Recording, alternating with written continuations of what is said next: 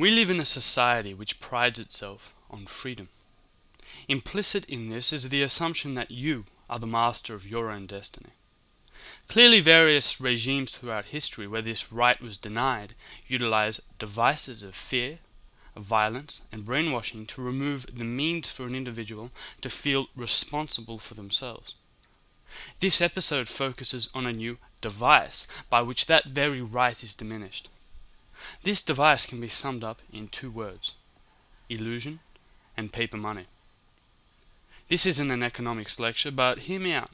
I think my point will surprise you. Do you work? Do you earn an income? If you answered yes to any of the above questions, I'm going to assume that at some point you've paid an income tax. Yeah? First question, why do you pay income tax? Think about that. I'll give you a moment. I ask this question to many people and the response is often the same: to build hospitals, to build schools, to build roundabouts, to maintain and construct public infrastructure. Right? Keep this answer in the back of your mind for now while I give some background to demonstrate how this is pure fantasy. What is money? Money is the means by which we value goods and services. Okay, now, what determines how valuable money is? Now don't switch videos yet, I'm coming to a point. Before World War I, many Western nations, let's focus on the US for simplicity, the value of money was determined by a gold standard. This basically meant that the value of a coin is determined by X amount of rare metals that were actually in the coin or that coin represented. All paper notes were redeemable for specie or a certain amount of gold. A nation's wealth was determined by how much gold it had. So if our politicians decided to build a roundabout, for example, it would reach into its gold deposits and distribute wealth to pay for its construction. However, due to the massive costs of World War I, governments were advised by banking advisors to put a stop to redeeming specie for notes. Further, to best deal with the economic crisis after the war, the authority to issue a nation's money supply was passed from the people's government to private banking institutions. This system is now called a fiat currency system. By June the 5th, 1933, Congress enacted a House Joint Resolution 192. This obliged the people to turn in their gold in exchange for paper. Who cares? Why is that important? Well, if you read between the lines here, what's important is that government is no longer in control of its nation's money supply. The gold it previously owned is no longer used as a means to make money valuable. Private corporations, or banks, do this job now. Now, what's the consequence of this? How does it affect us? Well, let's go back to our analogy. Let's say a government wanted to build a roundabout under a fiat currency system. Under this system, the government would have to seek a loan or a bond from these central banks to get the money to construct it. Why? Because the government does not own or back its own money. Do you see a problem yet? Governments do not own their own money. They are forced to take out loans. A loan incurs debt. Have you ever wondered what's meant by the term government debt or national debt? We hear it regularly at school or on the news, but I don't believe many people actually understand the totality of what it represents. A government debt is a debt of the government to these private banks. In the US, this central bank is called the Federal Reserve. Yeah, that's right, the Federal Reserve is a private institution. So, the logical question to ask here is, how do governments repay this debt to private banks? Back to my original question. Do you pay an income tax? Let's set this straight.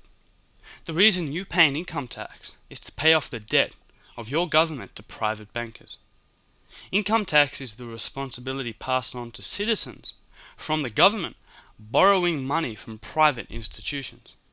Your income tax does not go to pay for public infrastructure.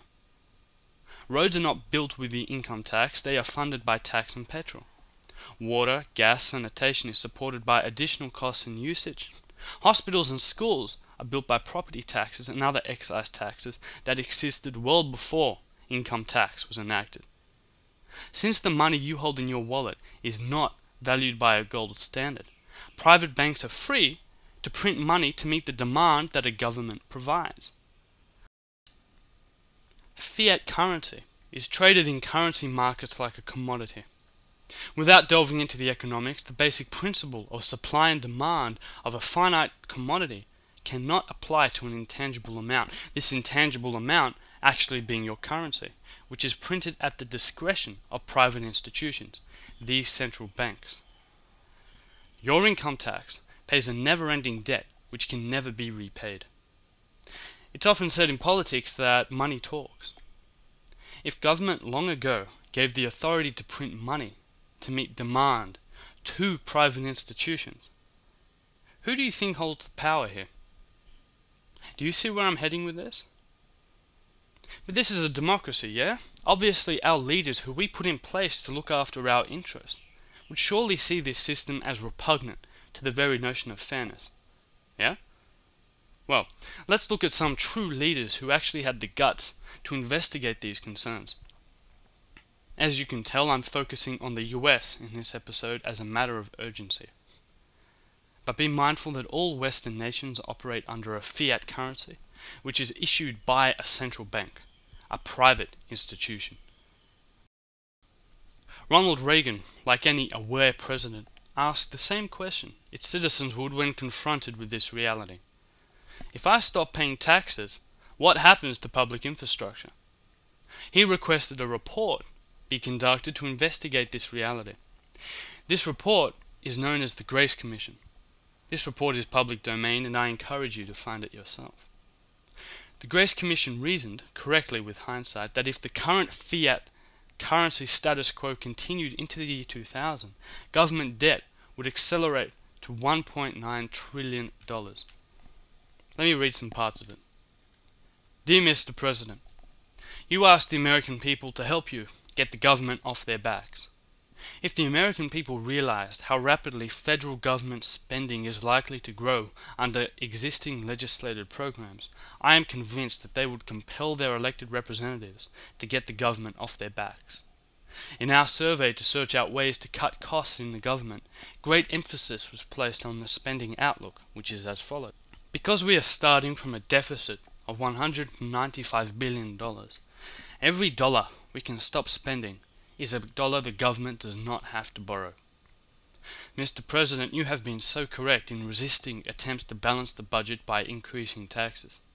Resistance to additional income taxes would be even more widespread if people were aware that with 2/3 of everyone's personal income taxes wasted or not collected, 100% of what is collected is absorbed solely by interest on the federal debt and by federal government contributions that transfer payments.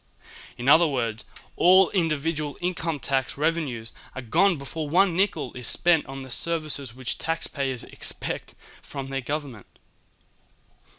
And there you have it, from their words to the President's ears. Not one nickel goes to paying for public services. Not much happened as a result. Another leader who was willing to stand up to the private IRS and the private Federal Reserve was John F. Kennedy. JFK undertook similar investigative measures as Reagan to discover that not one nickel of income tax goes towards public infrastructure. On June the 4th, 1963, John F. Kennedy signed Executive Order 11110,